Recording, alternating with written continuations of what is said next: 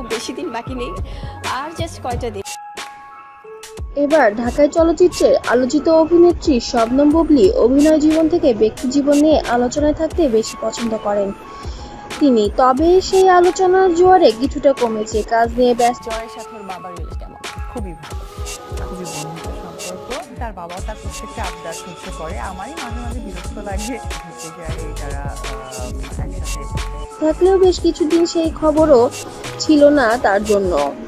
তবে সম্প্রতি বন্যা কবলিত মানুষের পাশে দাঁড়াতে ছুটে যেতেও দেখা যায় এই অভিনেত্রীকে। ৮ মাস পর কাজের খবর দিয়ে আবারও আলোচনায় ফিরেছেন শবনম বুবলী।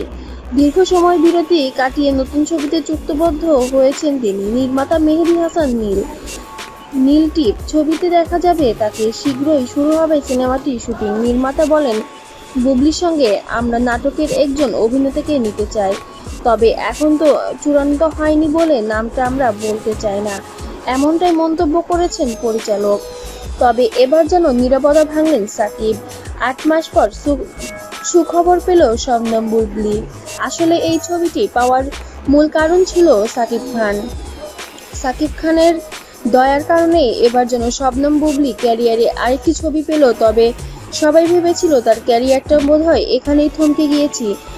তবে সেই থমকানো ক্যারিয়ারকে আবার নতুন করে চাঙ্গা করে দিতে স্বামী সাকিব খানের হাতটাই যেন মাথার ওপর ছিল শবনম বুবলীর। এটা যেন আর চিন্তার বাইরে না, এটা সবাই বুঝতে পেরেছে। নেটিজেনরাও বুঝতে পেরেছে যে সাকিব আবার পুনরায় বুবলির মাথার ওপর হাত রেখেছে এবং সাকিবের কারণেই বুবলি নতুন করে নীল টিপ ছবিটি পেয়েছে এবং ইতিমধ্যেই তার শুটিং শুরু হবে, এমনটাই জানিয়েছেন এই সিনেমার পরিচালক।